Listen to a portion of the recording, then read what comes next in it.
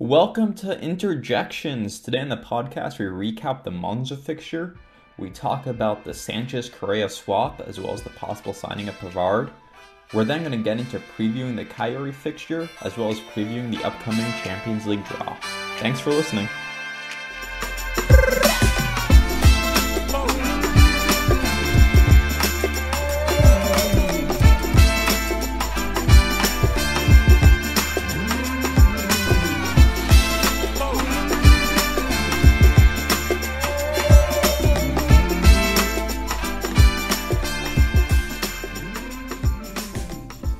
Hello, everyone. Welcome back to episode 5 of Interjections. I'm your host, Andrew. I've got usual guys with me here today, Miko, Jay, and Irfan. We have a just slam-filled agenda, busy week in the world of Inter. Let's go ahead and dive straight into it.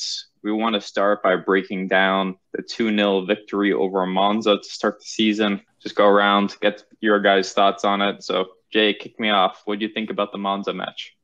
What's up, everyone?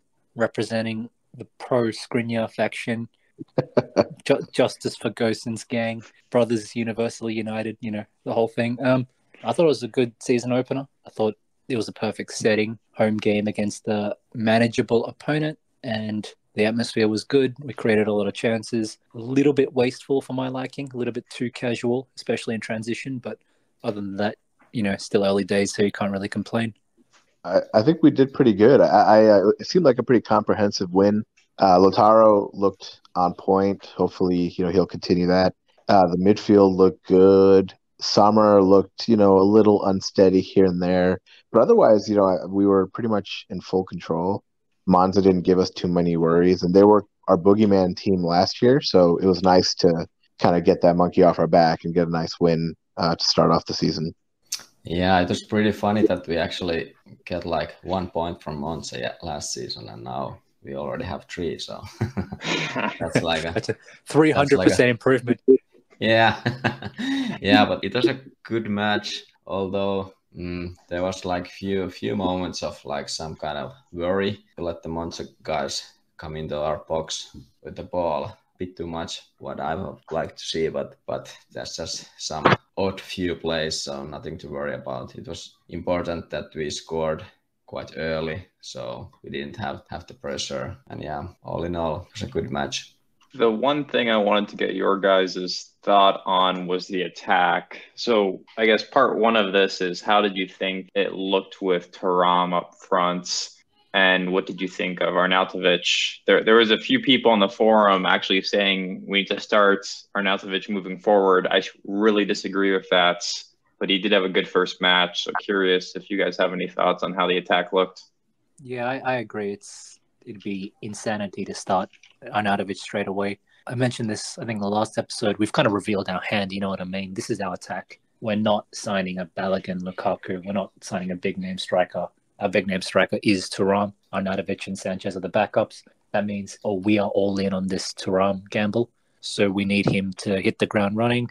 We need him to play as much minutes as possible, get some familiarity with his teammates, mainly Lautaro, hopefully get an assist or a goal in the next couple of games and just start, really claiming that starting spot as his own. So to derail that after literally 1 hour by benching him straight away would be lunacy, in my opinion.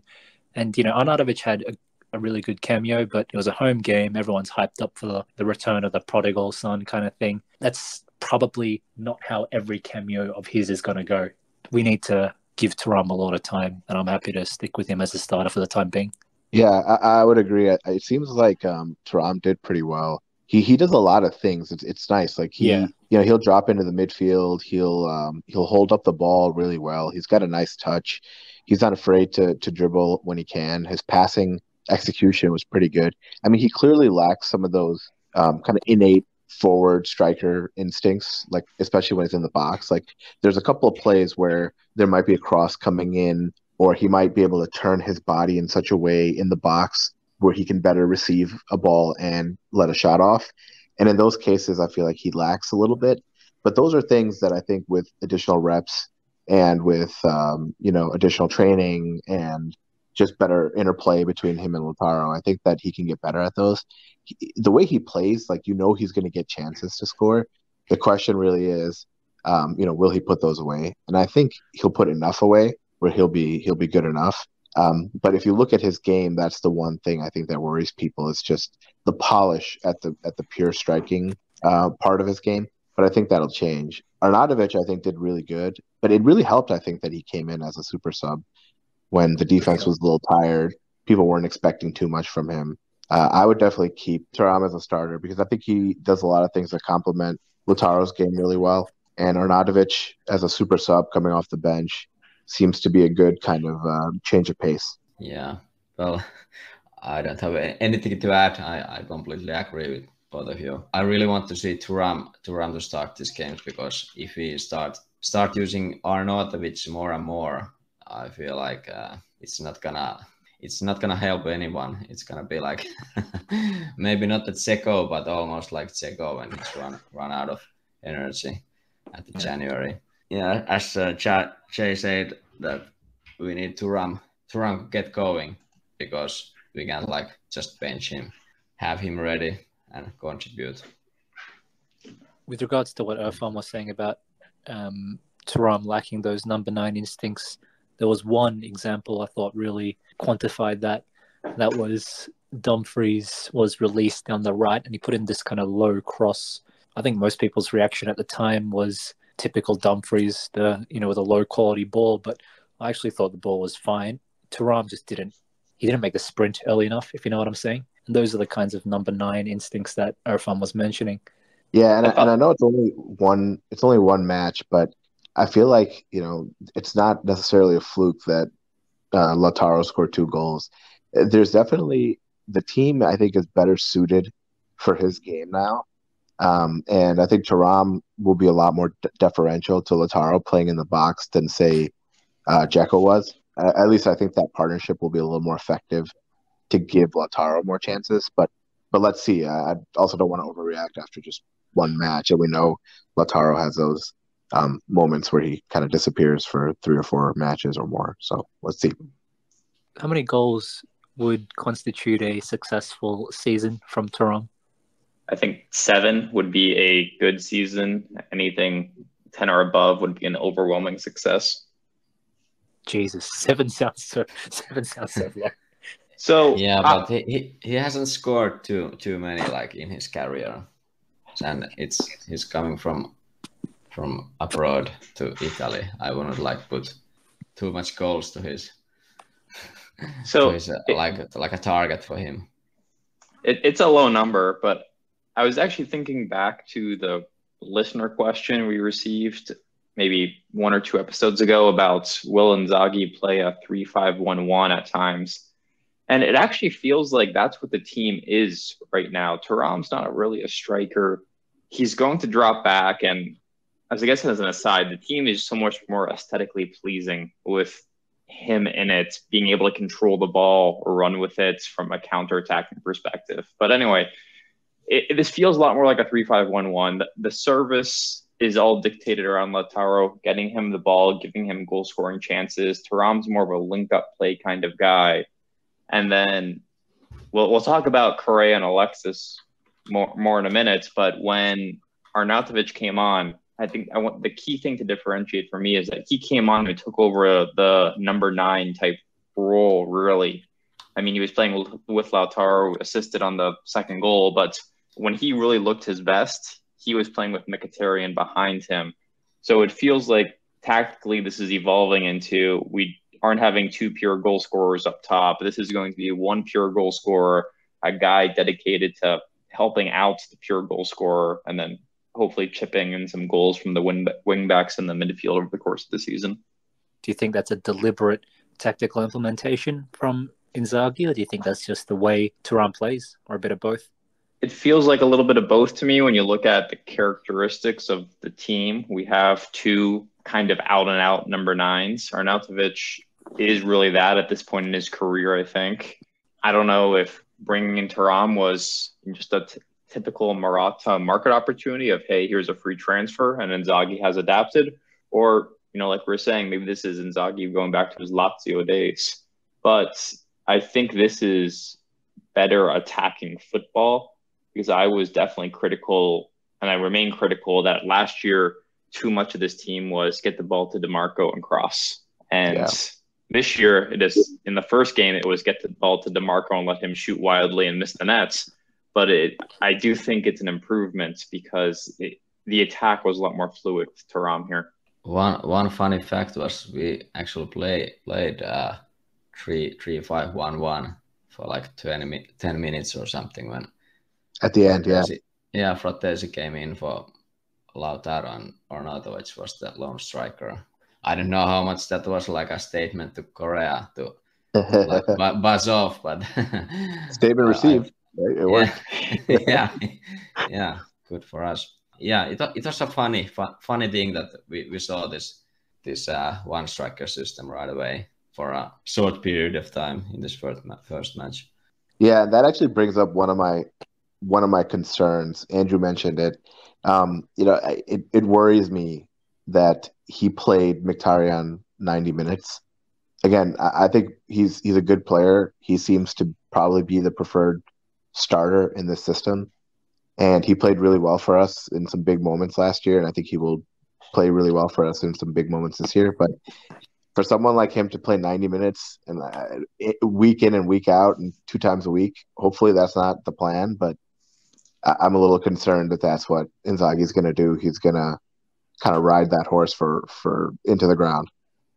I mean, he's 34. I guess for a player of his age, and this is not a guy who was known for having endless stamina, so he's kind of really pushing himself to the extreme, which I obviously appreciate, but I am concerned. I share a concern about his level of exertion, especially if he is going to be the regular starter for the time being, and if Inzaghi is going to use him in not just one but 2 positions, that means he's probably going to get quite a lot of minutes. And so I just hope we manage his fitness moving forward. Any thoughts on any of the other new signings in the game? Inzaghi, it appears, deliberately debuted pretty much everyone who signs this summer. Bisek got some minutes. Fratesi, Summer started, of course. Any just miscellaneous thoughts on other Inter players' debuts? They didn't play too much, these other guys, other than Thuram. Or how much Arnautovic played? He played. Augusto played a decent amount. He should have had an assist or he came close to scoring once or twice, but he's not that fast. You can see he's not that fast, but he just has this. He has this way of just kind of going through the defense. He can play the ball. I just like it how he can play the ball, like DeMarco. Yeah, I don't know how to describe it better, but I feel like he's gonna be an important player for us. Did you see Gosen scoring 2 goals for Union Berlin? Yeah, I knew that was coming. And they were goals. Like the one was just a complete dribble through the defense rockets. The other, a towering header. Maybe he's rejuvenated in Berlin. I don't know. He had one match at Union Berlin that's already better than any match he had here, to be quite honest. Yeah, I mean, he's a quality player. I really wish, and we talked about this in an earlier episode, I really wish he would have panned out here. I think injuries, and the biggest thing that happened was that DeMarco ended up being good. And I don't think a lot of people expected that. So it's not a knock on Gosens. I think it just didn't work out in the situation for him. And, he wasn't as direct of a player as Inzaghi wanted. Yeah, but the new players, now just I'm looking at the subs we made. They were actually all new players who came in this match.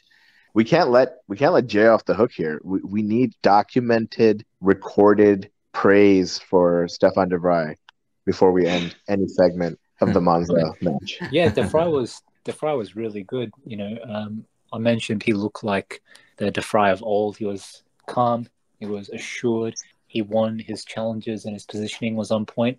And that's something I've been hoping from him for a long time. So I really hope he keeps it up, especially with Acerbi injured. And we touched upon this in previous episodes about the importance of getting a prime age defender and not having to rely on Acerbi and Darmian as the starters, because 1 week into the season, Acerbi's already injured. Darmian took a knock, and it seems like he's only just recovering in time for the second match. You know what I mean? Those are 2 very early warning signs. So I guess leans into Pavard in that we really should get that deal across the line. It also touches upon the importance of De Vrij, either just raising his level to compete with Acerbi, or even, who knows, maybe even reclaiming the starting spot. Before we dive into Pavard, because that's going to just be us complaining about endless speculation of a deal happening, let's talk about what did happen this week, which is Correa going to Marseille and Sanchez returning to Inter. So the way it shook out is everyone, I know personally, I was stunned when Inzaghi chose not to use Correa as a substitute in the Monza fixture.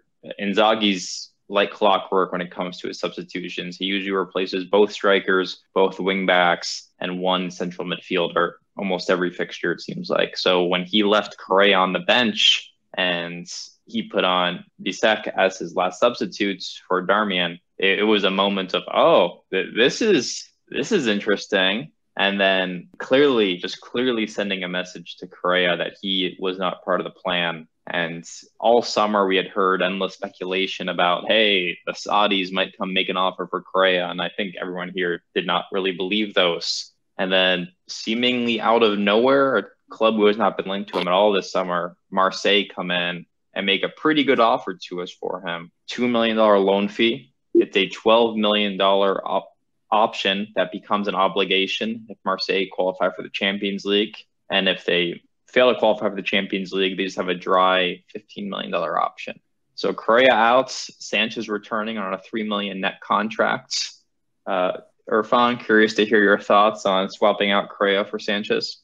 Yeah, it was a good move. I was surprised, like you said, that anyone came coming for Correa, but it actually makes sense. I thought it would always be, kind of a second-ish tier French team or like a second-ish tier Spanish team that might be the one that's most interested in him.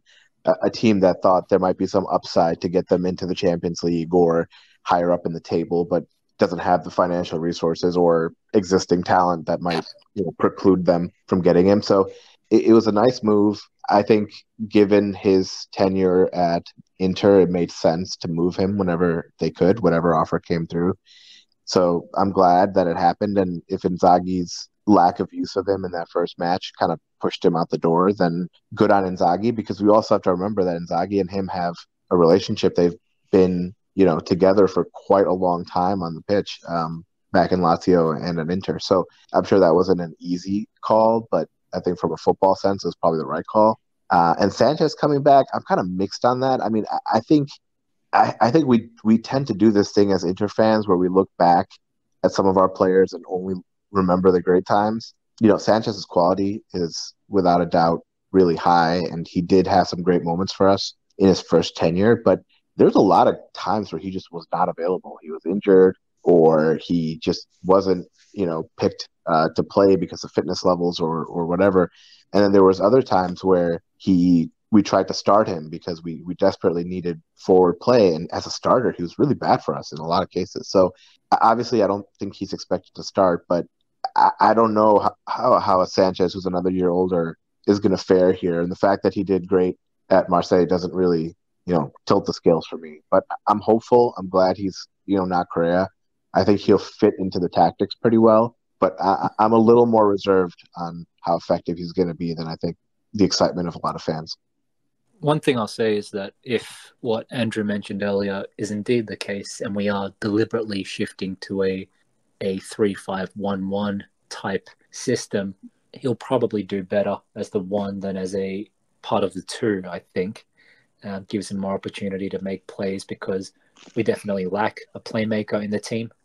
I guess I share some of your concerns about his injury history. I found it hilarious to see that he had been called up for the national team today. As soon as he signs for Inter, he gets called up to the national team, and I was like, oh God, not this again. He always came back from international duty with an injury, so hopefully he bucks that trend. He did look good at Marseille, to be honest. But yeah, I do have my reservations as well. But you've got a 35-year-old and a 34-year-old on the bench as like your difference makers. It's a bit, you're really, really relying on them to squeeze out that class is permanent kind of thing, as opposed to something more readily available like dynamism or speed. And I think we'll see how it goes. Always reassuring words when Inter's transfer strategy is we'll see how it goes. But yeah, I love this swap deal because as you both said, Alexis brings this certain level of class and quality. Correa never got to that level at Inter and never will. So hopefully he's gone for good. What we should have done is given Sanchez a 2-year deal and then paid him to leave at the end of the season when Correa comes back. So we could have just done the whole, double swap twice. But time is a flat circle. History repeats itself. That's we're going a long way towards making sure Alexis's family is financially secure for generations to come. One thing quickly, if I could, is I think it's going to be interesting to see again, like how he's used, definitely. But one thing that's very different from this team than it was last year was that we actually have people who are good on the ball and who can dribble pretty well. So it wasn't a fluke, I think, to see that Arnautovic's first assist came from him, basically taking on a defender in the box and opening himself up with some space to be able to deliver that ball. And then you could also see it with, the fan favorite Cuadrado getting in there and immediately dribbling and taking people on. So Sanchez will do a lot of the same. Thuram does some of that too. So it's kind of nice to see players who actually have individual skill on the ball, contrasting with watching Gagliardini at Monza, which was the greatest sight to behold. Just him not. Gagliardini almost scored the goal of the season yesterday. He took a shot from like 30 meters and it took this wicked like outside spin and hit the crossbar. It was pretty majestic, to be honest. I was really disappointed that it didn't go in, but if it was Genoa, it would have gone in. I want to take a minute to just say I roast Morata and team all the time for failure to sell players. And this is one of the only instances I'm willing to go out and say he has done a really good job here. You have to like Marseille's chances of finishing top 3 in the French league. Last year, they actually finished 3rd. They ended up in the Champions League qualifier and got knocked out by some Greek club. But now next year, France is adding a Champions League automatic spots. So the top 3 qualify. It's a reasonable chance that this goes through. And just overall, it's a good fee for a player who just frankly was horrible from the minute he got here. Well, after the first game, the minute he got here.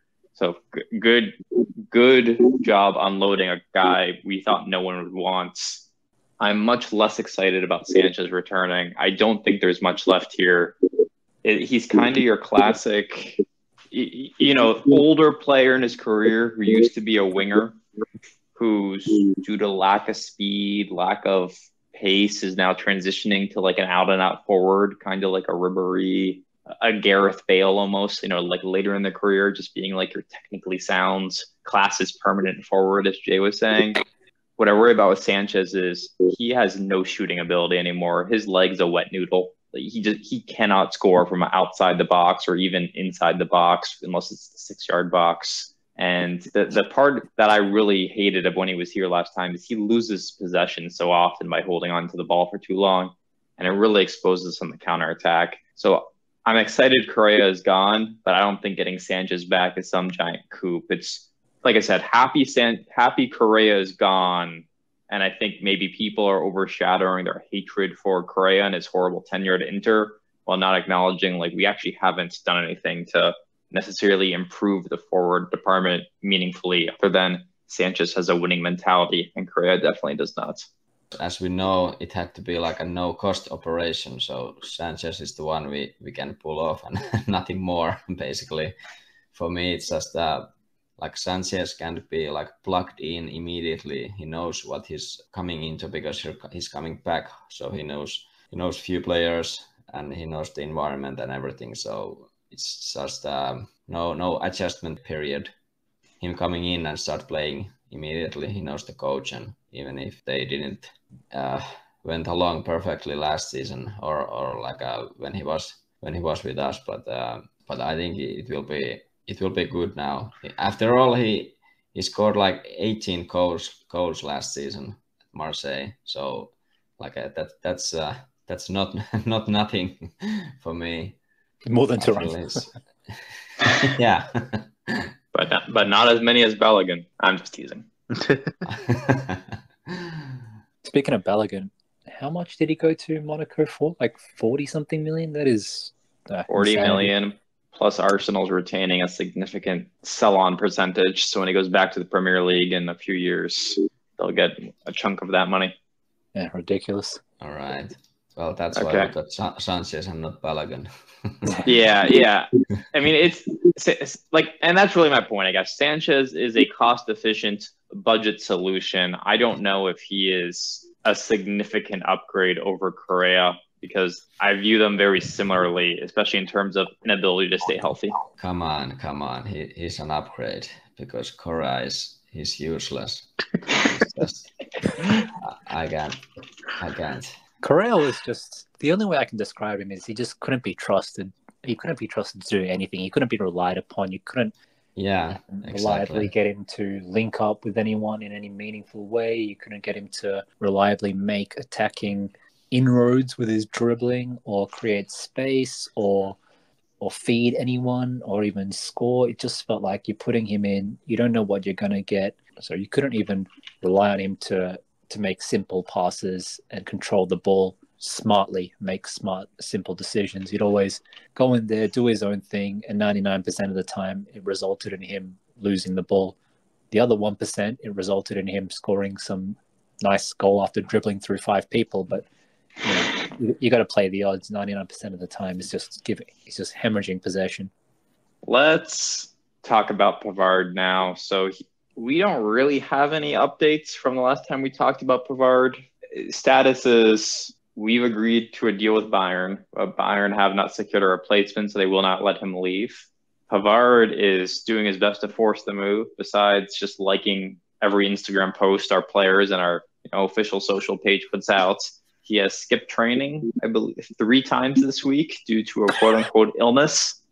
He needs to go see the mountain healer. And as a result, he's actually being left out of the squad for Bayern's fixture tonight.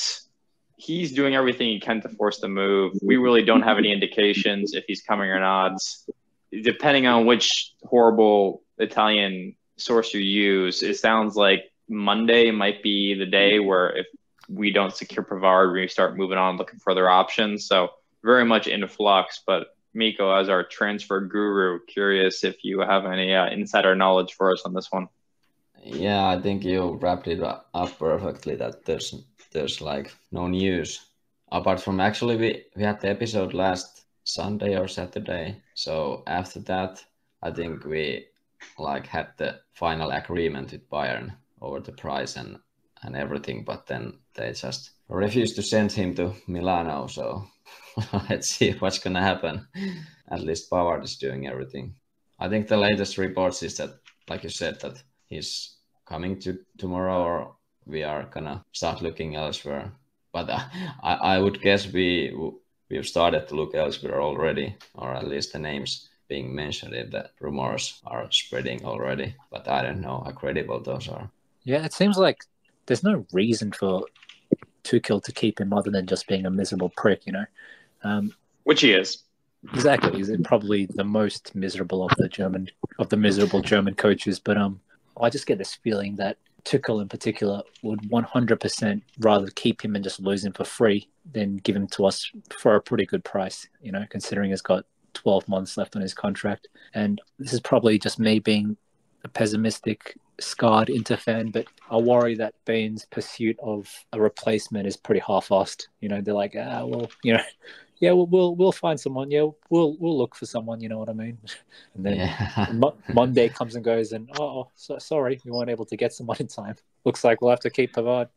Right? That's what I'm dreading. But it does sound like, if the rumors are to be believed, and admittedly these are all from Italian biased sources, that they've identified our old friend or our former target Chalobah from Chelsea as a potential replacement.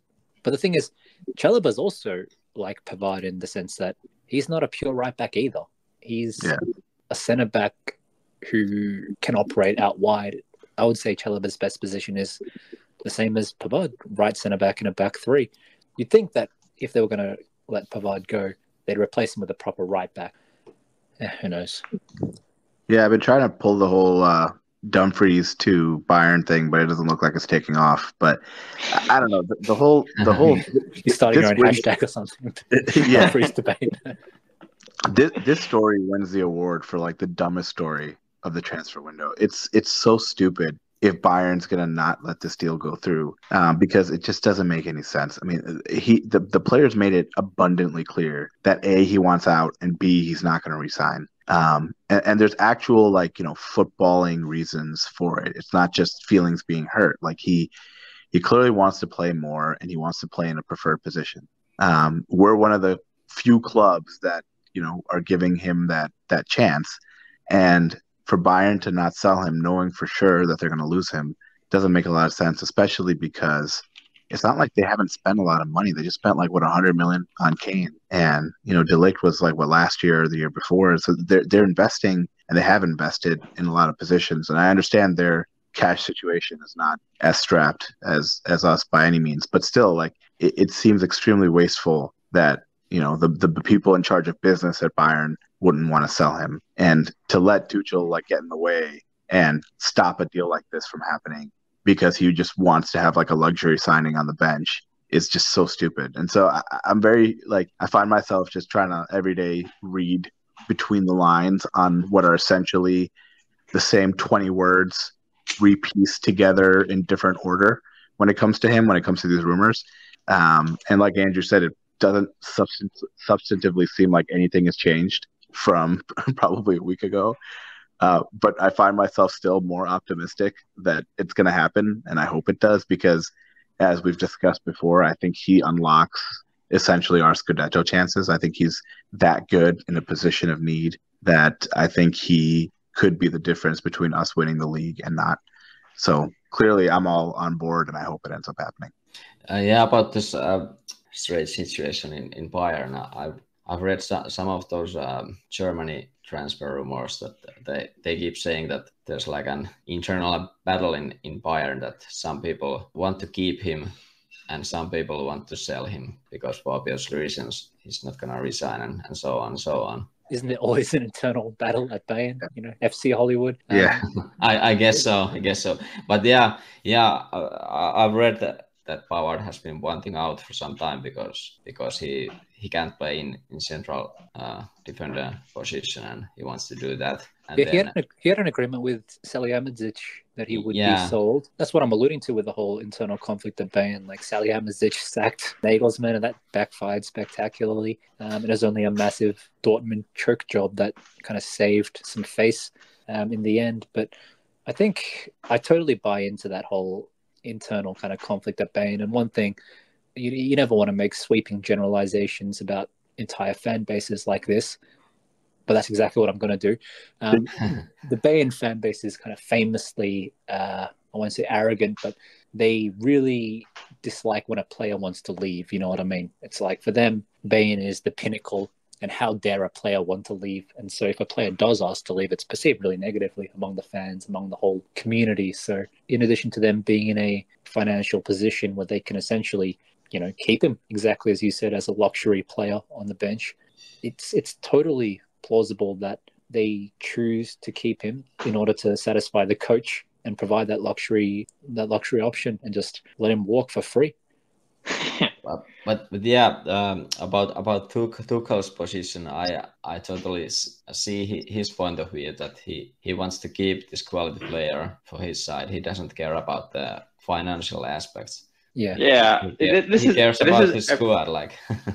This is every coach ever. They want the old expensive player who makes their team immediately better. It's like Conte when he was here. There's absolutely no regard for the financial condition of the club. It's just, I want the best squad possible. So I understand, of course, why he wants to keep Pavard.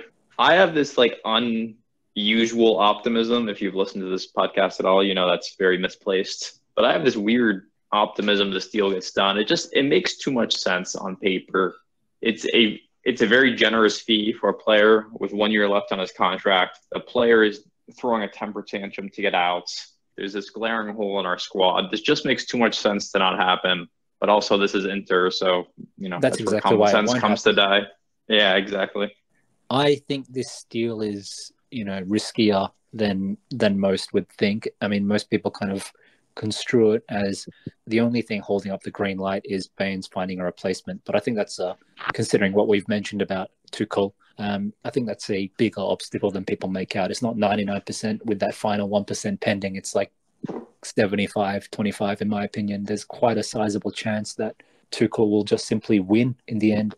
He'll get his directors to back him and keep the player at our expense. So yeah, that's the way I see it. Nice ray of sunshine. So if Pavard stays at Bayern and we do not sign him, the name we're linked to is Per Schurz, who is a Dutch center back from Torino. He's actually a little more expensive than Pavard. He's younger, but obviously his contract is not expiring next summer. Does anyone here have any thoughts on Schurz as a option at right center back if this Pavard deal doesn't happen? Yeah, he's good. I mean, I think he's a great player. Lots of potential. He plays well for Torino. But like you mentioned, he's more expensive than Pavard. And Torino has looked absolute garbage this season. And I have very low expectations of them this season. If they were to somehow sell him, I think they would be risking relegation. Like, I think they're that bad. So, they have a defensive coach who really builds his team identity on defense. And so getting rid of probably one of their best players in such a critical role, I think is going to be a very difficult operation. Like, practically speaking, I just don't see us cutting a deal for him. 3 days left in the transfer window. Yeah. It's fantasy. And we know how Suning operate. They're not going to replace a $30 million failed deal with a $35 or $40 million deal. They're going to replace it with some 37-year-old free agent who's free. So I don't really buy that this name is the backup with any realistic possibility for us, even though I do rate the player. Bonucci is still available on transfer, still frozen out of the Juventus squad. So just a situation to watch, probably. Yeah, absolutely. All right. Before we jump into breaking down the next match, I was curious if you guys, Lukaku is going to Roma. It seems like he's going to Roma. Apparently, he was going to take the weekend to decide, but Roma is going to pay Chelsea a $7 million loan fee, similar to what we paid last year. Lukaku's wages are going to be cut about in half, with Chelsea chipping in some of them. Any thoughts on Lukaku returning to the league and perhaps different colors than we expected?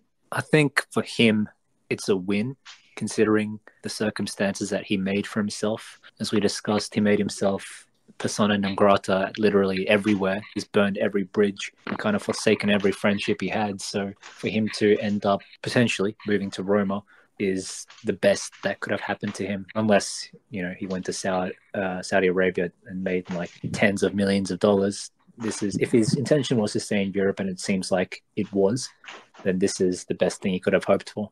I think some time out of the spotlight, the relative spotlight, will do good for him.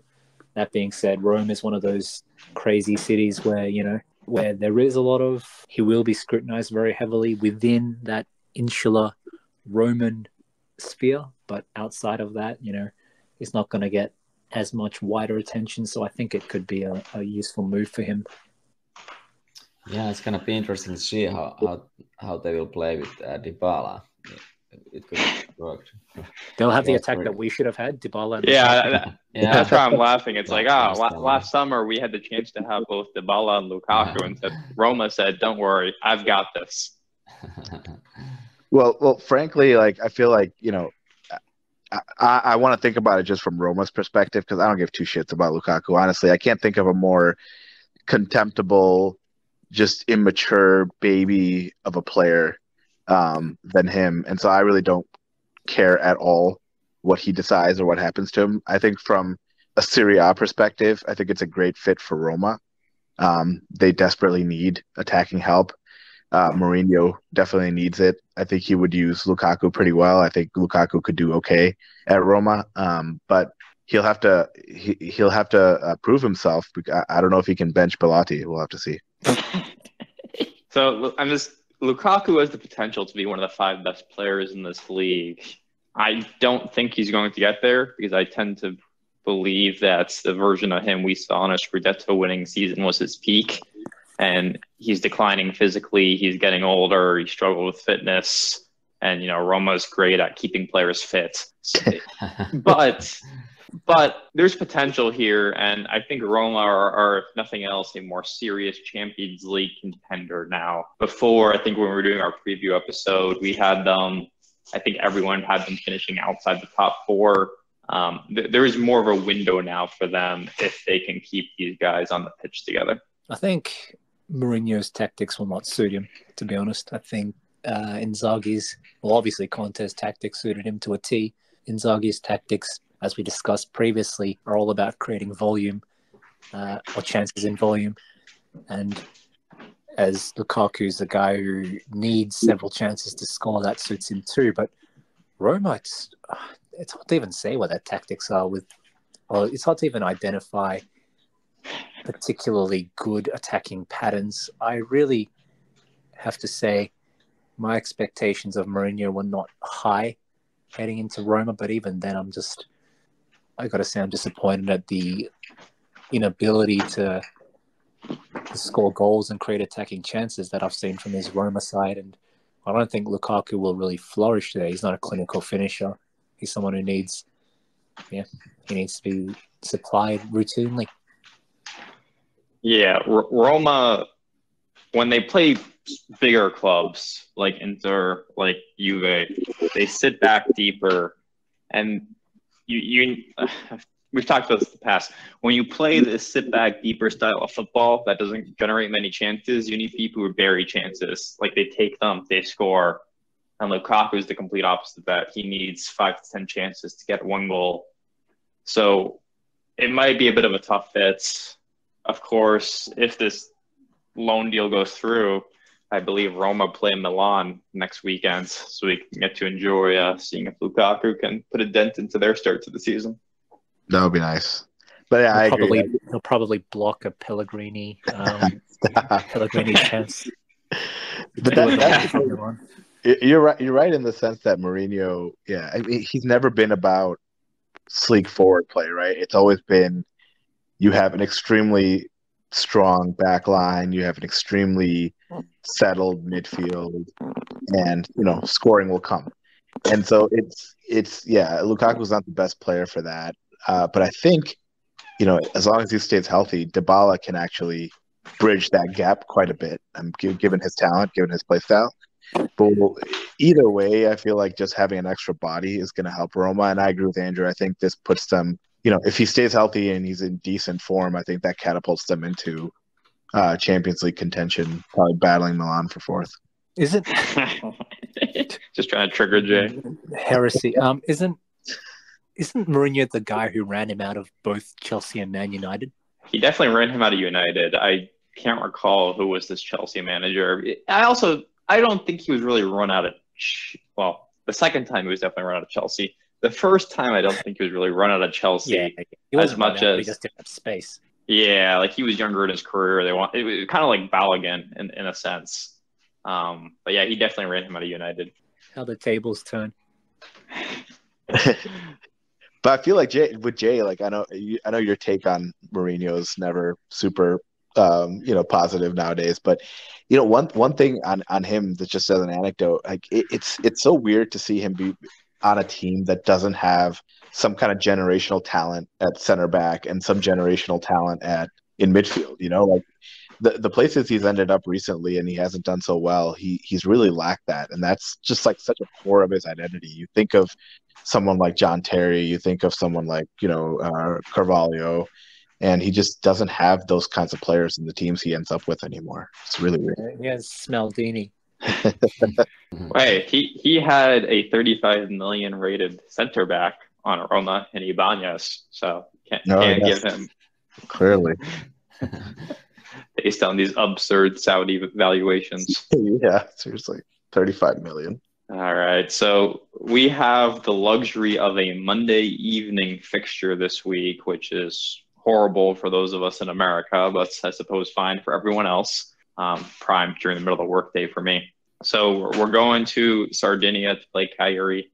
These fixtures are always tough. It's one of the only Italian teams you have to fly to. Obviously, it's an island. Their fans are, I'm trying to think of a non-hateful term for them, eccentric.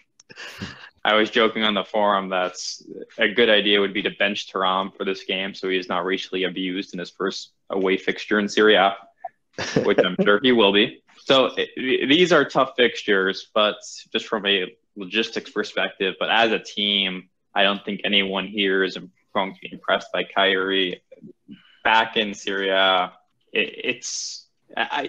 when they weren't in the league previously, I think there were always a few players on their team sheet who you could point to and say, like, this is a player I have a lot of respect for. I was cycling through their team sheets just in preparation for this podcast, and I genuinely have no idea who these guys are, aside from Pavard and Nandes, who was a alleged Inter target at one point before he got into some legal problems.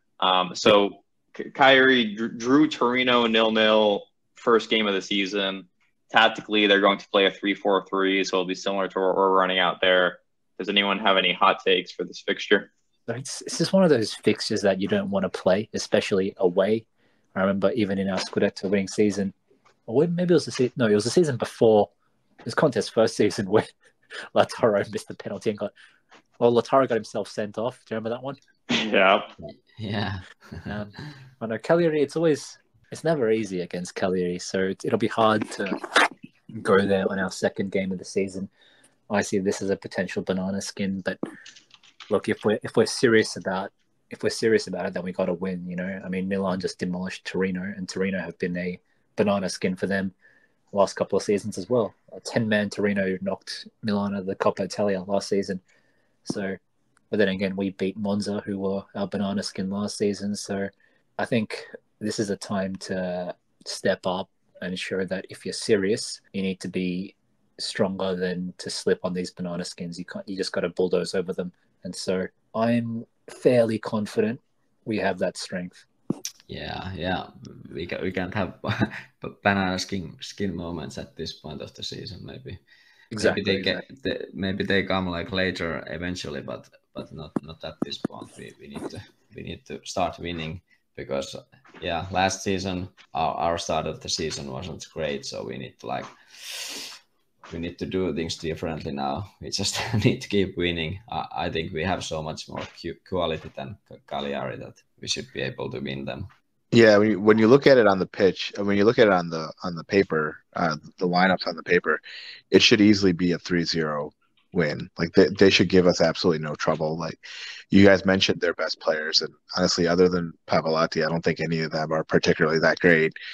And yet, it's one of those fixtures that will always end up with a stronger chance than there should be, that it ends up 0-0 or 1-1. Yeah. It's one of those annoying, you create 17 chances and you have 6 shots on goal, and yet you just can't put one away. And, it's primed for one of those. But I do think that we're more dynamic and less one-dimensional than we have been previously. And again, we're basing all this on one match, but hopefully that trend continues and we should be able to dispatch of them without too many issues. There's really no excuse. I think the players have to get out there and they just have to perform. And if anyone's not, then I think Inzaghi has to kind of pull the plug and, replace them. I think we have quality enough players on the bench now that he should have a pretty quick trigger finger when it comes to anyone not performing. If you want a bit of a surprising statistic, we have actually won 6 of our last 7 away fixtures against Cagliari. So even though it feels like a banana peel game, we've actually had a lot of success going to the islands over the past 4 or 5 seasons, or I guess 7 seasons against them. I think we've won 3 in a row on the island against them. Yeah, Andrew, you would know this. I feel like this is one of those where sometimes the fixture time in the U.S. is super early, so it's a 5:30 game. and like you wake up and you're expecting a win, and you look at the highlights and you've got like Handanovic in his like baseball cap, just watching the ball roll past him in sunny Cagliari, and you're like, what just happened here? How do we lose this match 1-0 or 2-1? Like, what the hell? Cagliari is just one of those teams. It's always hot there.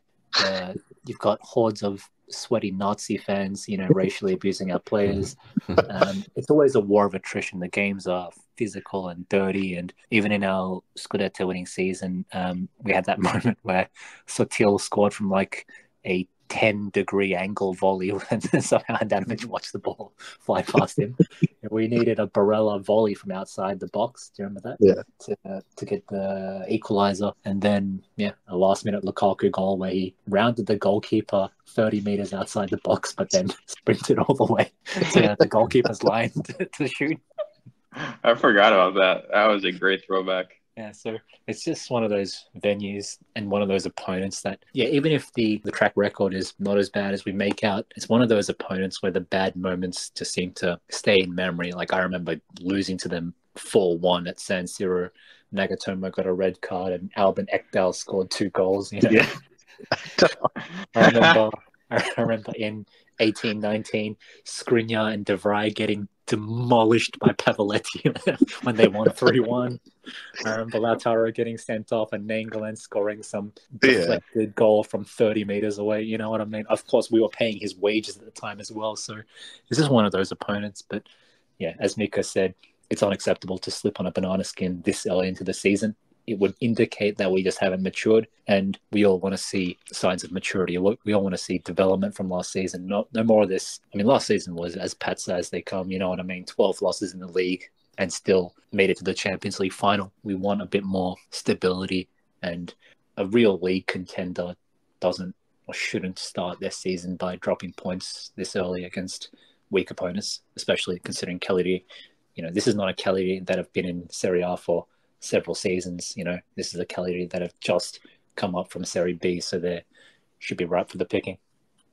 The best thing about Cagliari is that they birthed Nico Barella. That's it. That's the best thing about him. Now they just boo him or whistle him incessantly every time they play against him, because that's just typically what their fans do.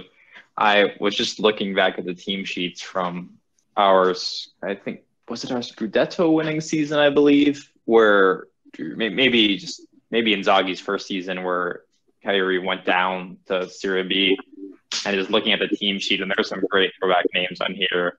João Pedro, Chieta Balde, our best friend Dalbert, our other best friend Diego Godin. Oh yeah. Carano was their keeper. We lost this team 4-0, but this team sheet's just immaculate. Where was Nandes at this time? In prison? I believe he was unavailable for legal reasons. Or still unable to get out of Uruguay. Oh God! All right. So, anyone willing to predict anything other than a win? No way. Yeah, I'm feeling optimistic. You have to win these types of fixtures if you're a legitimate Scudetto contender. If Inzaghi fails to win this match, this will validate a lot of feelings I have. Yeah, sack him. Bring him. Hire Ranieri round 2. Just gosh. grab him from the opposition bench. I think I'm going 3-1. I'll rarely make scoreline predictions, but I'm feeling a 3-1. I'm going 2-0 again. 3-1 sounds good. I'm going to take a gritty 1-0 win with the goal coming from Cuadrado. From who? Cuadrado. I'm still not over that, by the way. I pretend. I put on a brave face for you all, but I just it's so hard. What kills me is when we've talked about this. This team is largely like Grinta merchants. So Cuadrado comes into the game and he does one of his patented step over dribbles, and the entire forum just goes erect with pleasure. Just, oh my God, see, he's awesome. like, no, guys, like he's still horrible, but he can actually dribble unlike everyone else in the squad. That's exactly right. Great characterization. All right. So the last thing I want to talk about before we wrap up is the Champions League draw. Maybe just a quick side anecdote. A few people have been asking about episode cadences. We're going to keep doing one episode a week. It's a bit of a logistical challenge to get everyone together. We've got 4 people from 3 different time zones. So I think we're going to aim for one episode a week. We'll try to cover as much as we can during the episodes, just so everyone is, so giving you enough content to get you through all the major milestones that might happen in the week following the episode. So with that in mind, I want to talk about the Champions League draw, which is scheduled to take place on August 31st. So Inter, for the first time in a long time, are going to be a pot 2 team. We've been kind of in the purgatory of pot 3 and pot 4 the past couple of years, and that's why, minus the year we won the Scudetto, obviously, and that's why we keep getting these tougher draws. This should be the most favorable draw we've had in a long time, assuming things shake out right. So I won't name every team, but pot 1 is obviously all the league winners from across Europe. The weakest teams who we could conceivably draw from it are Sevilla, who won the Europa League last year, Benfica, and Feyenoord. Pot 2, where we are, so the teams we cannot draw include Dortmund, Atletico, United, Madrid, Arsenal, Porto. So then when you start looking at the pot 3 and pot 4 teams, that kind of the bogey teams who could throw things off, we're actually fortunate because the strongest teams in these groups are probably Milan and Lazio, who we cannot play. So you've got our friend Shakhtar, you've got a Red Bull Salzburg, you've got a Red Star Belgrade, Celtic, Newcastle United, who I think is the team you really want to avoid. And then a couple of interesting teams for you here are Lens from the French League and Union Berlin, where, of course, Gosen is currently applying his trade. So those are the kind of pot 3, pot 4 teams you might end up with. The actual potting isn't determined yet. There's still a few fixtures ongoing to determine which of these clubs from the more obscure countries are going to qualify. A couple Greek teams, a couple Danish teams, young boys are still out there trying to qualify, but I guess I love young boys. No, sorry. The question I'll pose you guys to start is, like, of these pot 1 teams, we all know we want Benfica or Feyenoord, but if you were to get stuck with one of these teams, which one would you most want? Would you want City, Barcelona, Bayern, or PSG? I'll take Bayern, so I can watch Pavard score against us. And just, I was self-punishment, So. I was thinking PSG, so we can just have Skriniar, Manmark, Lautaro, and put him in his pocket. That's a good one. I would pick PSG too. I think they won't be too good. Or is Pape playing again? Sevilla. Wait, so did you say we can't? We can pick Sevilla, right? We can. Yeah, So Sevilla, Benfica, and Feyenoord are kind of obviously we want one of them. Yeah. In my opinion. But I was curious among the 4, we can't play Napoli. That's the only team in pot 1 we can't play. So of the 4 big dogs, I was just curious if you guys had a preference. I want to avoid City, not because I think we can't get a result, especially at home. I just, I have a lot of regrets over last season. I felt like we kind of enabled them. They'll have that psychological advantage over us, I think. That would, hinder our chances against them even more. Bayern, whatever. It's going to be 2 losses against them, but, it's kind of business as usual for Bayern, you know what I mean? When's the last time they lost a group stage game in the Champions League? It's been like 5 years. Exactly. So, whatever. I don't care about Bayern. PSG, I don't know. I wouldn't mind PSG, to be honest. I don't think they're as glamorous as they used to be. I mean, their signings this season were like Gonzalo Ramos for some obscene price, Skriniar, of course, and then some Korean dude from Mallorca. And then Ugarte from Sporting Lisbon. So I don't think they have that like superstar power that they used to but obviously they still have Mbappe, and I don't want to see Mbappe demolish us. But is he playing? Is he playing now? He is. He's fully in. The PSG squad, like Jay is saying, is like this is the weakest PSG squad in 10 years when you look at just from a name standpoint. Yeah. Like it's not lined with stars anymore, and maybe they'll be better because they're not going to be just playing three world-class attackers and a bunch of nobodies. But these are not names you're scared of. I do not respect Dembele at all, and he's a starting winger. I don't respect Asensio at all. He's their other starting winger. PSG is beatable this year, more so than past years. I just want to point out the fact that both Dembele and Asensio have scored against us in recent years, but okay. Of course. Asensio scored a screamer against us for Real Madrid, and Dembele scored against us when we played Barca. Barca, yeah. I'll make the case. Let me just say, there might be benefit playing City in the group stage. And that is... You can't draw them later. Yes, you can't draw them later. And hey, if you get the right combination of teams from pot 3 and pot 4, it might be favorable just to kick that can down the road. Look, I'll just say this. Obviously, it's going to come down to who we end up playing in pot 3. That's going to be the key. Because if it's a difficult team in pot 3 and we can't perform, then that's puts us right back to where we've been in all those previous years. I think we're very lucky that Real Madrid's in our group. And they're in our pot. They're not going to be in pot 1 because I think they're probably one of the toughest teams to play just consistently. None of the teams in pot 1 in particular scare me. I think Bayern have a crazy group stage record, as you all have mentioned, so I'd like to avoid playing Bayern.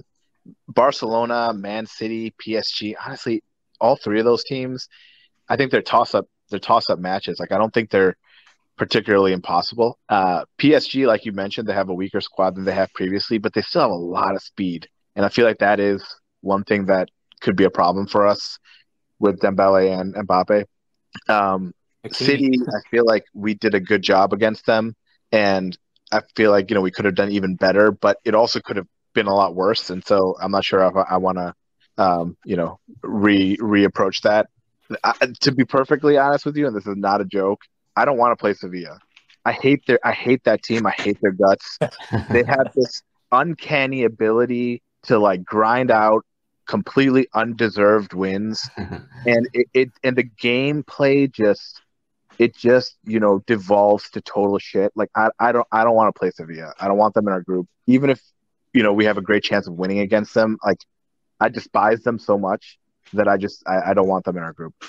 It's definitely anti-football. They are ugly. They are nasty. But there's a reason why they keep winning the Europa League. And that's because they keep finishing third in their Champions League groups. So there is some upside there. One thing for hoping City from the pot 1 is that then we can't pick Newcastle from pot 4. So I think actually Newcastle is a tough one from pot 4. I would really like to avoid them. That's a good point. Good team. So from the remaining games, you have Antwerp and AEK Athens. I think Antwerp already won the first leg, or Dinamo Zagreb. Then you've got Rakow Czestochowa from Poland against Copenhagen. Rangers look likely to qualify. You got Maccabi Haifa versus Young Boys, Molde, and Galatasaray. So Galatasaray could be a problem as well. Could you imagine Braga Icardi in the Champions League? Oh God, I can. Yeah, so they're a pot 4 team. I could just imagine having Icardi come here. I want to see that. The fan nonsense would be so insufferable if he came here. It would just, and imagine if he scored against us or did anything. It would just be, oh my God, it'd be revisiting the same tired debate that everyone's been having for what seems like 10 years. Cupping his hands to the San Siro faithful. Cupping his hands over his ears, He'll have his gang from Argentina here to beat up our ultras. I don't know why, but the Icardi, he scored a nice goal in the Champions League qualifier last week. Maybe that's why, but his page on the forum has been getting hit up a bit recently. And I legitimately hate Inter fans who are here in 2023 advocating like he would have been a good signing. It's just I think we should have signed Icardi. I legitimately hate you then. I equate it to like I have a mate who like he was in this long-term relationship with this girl, and the entire time in it he was just bitching about her nonstop.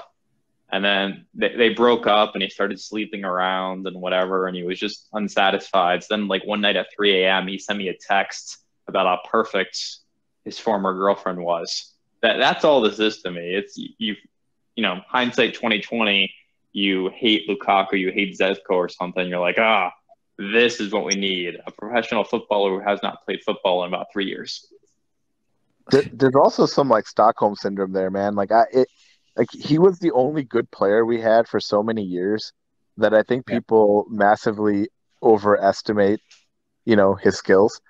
And so I feel like they clung on to that through such a dark period for so long that they just can't help it. There's like some psychological deformity that just keeps bringing them back to this guy, even though he's done nothing to deserve any of our loyalty or benefit of the doubt.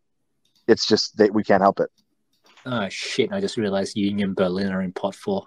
Yeah, you didn't hear me say that? Gosens. No, I missed that. Yeah, no, it's we've had a pot 4 is the revenge of the former boys club between Icardi and Gosens. So hopefully we draw Celtic or something obscure. Celtic, that's aiming too high, though. I hope we get Maccabi Haifa. No. Pot 3 is looking... What I was going to say was pot 3 is looking very manageable. Yeah. Shakhtar Donetsk, who with Shakhtar Donetsk, we either draw 0-0 or we demolish them. Salzburg, we played them in a friendly like a week ago, and bloody ridiculous game where they missed 2 penalties. But we beat them. Obviously, we got 2 compatriots, Milan and Lazio there, and the other team confirmed is Red Star Belgrade, who should be. I mean, Red Star Belgrade should be a pot 4 team, to be honest. So, yeah, it is a soft-looking pot. But I think it's a tough ground to play, to go in the Serbia. Serbia. No one wants to go to Serbia. That's for sure. Yeah, definitely not Aslani. What pot are Juventus and Liverpool in?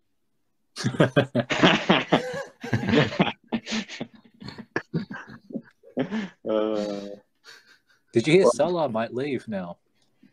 Yeah. It feels like every player with like African heritage is now being linked to the Saudi League, and they're perhaps more willing to go to it, which I realize is not the same geographically, but perhaps due to religion or other reasons, there's like appeal there. I don't know. Yeah. Then again, Klopp did say that he wasn't leaving, but who knows at this point. All right, guys. I'm going to use the Champions League simulator tool. I'm doing it live. This is our official podcast prediction of what our draw is going to be. Let's see what we've got here. This is great podcast content. We've got Group D, Man City, Gosh, Red Star Belgrade, and Real Sociedad. Okay. Yeah, the tough one. Sociedad are a good team. We could get out of that group. It's not unreasonable. Are you kidding? I'd be furious if we didn't get out of that group. Yeah. There's no group we could draw that I would be okay with not getting out of. Like, given where we are, we're going to be the favorite to get out of every group imaginable. There's no combination of teams that can cause this pain. Milan are the best team in pot 3, and we cannot draw them. They're the team, much like Inter have been the past 3 or 4 years. Milan's going to be the team where the executives from the pot A clubs are sitting there like crossing their fingers, hoping they do not draw, because that's the team you do not want to play most. Until they look at Leao statistics in the Champions League, and then they're like, "Oh, okay, we can take these guys." Don't bring that Milan praise here. Come on. In case you're curious, those at home, my Champions League simulation draw, Milan's group is Sevilla, Man United, and Galatasaray. Oh, perfect. It's a great group. Pretty easy. Yeah. As always, I'm expecting us to get Man City, whoever the hardest team in pot 3 are. Let's say Shakhtar Donetsk for argument's sake, and then Newcastle. While Milan get drawn with Feyenoord, Porto or Leipzig, and then Rakow Czestochowa from Poland. So that's what I'm expecting. The easiest possible group for Milan, the hardest possible group for us. Book it in. I don't care what it is. The certainty in life is Lazio is going to grab like Benfica, Atletico, Copenhagen, and something like that. And they're going to somehow finish last in their group despite getting the ultra soft draw. That's just written in the stars. They'll finish third and then drop to the Europa League and then get promptly eliminated from the Europa League. They can't do it in Europe. They just don't care. It's shades of Israel team. Yeah, it's shades of when Udinese or Fiorentina would make the Champions League. Oh, fuck. I remember so vividly from my like teenage years watching like the third or fourth place Italian team had to play the qualifier. Yeah. I think it was Napoli with Cavani just going and blowing a lead to who'd they lose to? Was it PSG? Maybe before PSG was good in the most inexplicable fashion. It's like, how are you losing this game? I remember watching Sampdoria. Treble season, I think. I can't remember if it was Europa, but I remember Samp got knocked out by Werder Bremen in qualifying. I remember Udinese playing Arsenal at some point. It's just like, this is the 42 teams to put together, you know what I mean? Udinese Arsenal, that was in the post-treble season. Arsenal beat them 3-1 on aggregates. I can't believe we once were sending Udinese to a freaking Champions League qualifier. So embarrassing. Let's see if we've got any other. Udinese then lost the following year on penalties to Braga. I remember that, yeah. I think that was when Braga was strong. I think that was around about the time Braga went to the Europa League final and lost to Porto. And Falcao scored, assisted by none other than Freddie Guarin. Freddie. I just want to, really, really put my foot down on this. There is no combination of teams that would make a group stage elimination acceptable. I never like excusing loss or budgeting for losses, as Miko would say, but you can kind of you can accept getting knocked out by Barcelona and Bayern, but this season with Group 3 being as soft as it is, there's absolutely no situation, no combination of teams that would make it remotely acceptable for us to finish anything less than second. Yep, completely agree. This is why we've had several years of Champions League or just European success over the past couple of years. You had a Europa League final, a Champions League final, a decent affair against Liverpool. Like, you put in the work over time and you hope to be rewarded for it. So we're a pot 2 team. This is, like I was saying in our preview podcast, I think there's an opportunity here to go on a Champions League run if you can win your group, or you can at least advance to the knockout stage. Like, this team should be equipped to do so. Well, I think that we have a really good chance to go to the knockout stage. Inzaghi has showed that he can do it, and even against tougher opponents, and gonna have an easier group this time. So no issues.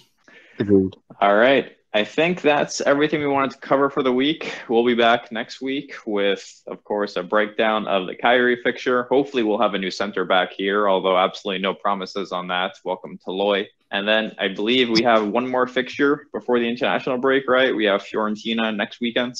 So we'll also give you a preview of that match. I think as I've been listening to more podcasts, I'm supposed to tell you to rate and subscribe or something like that, but I don't really care about that. So if you have any questions, feel free to post on the forum or just email inter.jections.pod@gmail.com. Shoot us a question. We'll be sure to answer it. Otherwise, thanks for listening, everyone. Thanks all. Thanks, guys. See you later. Thanks. Bye.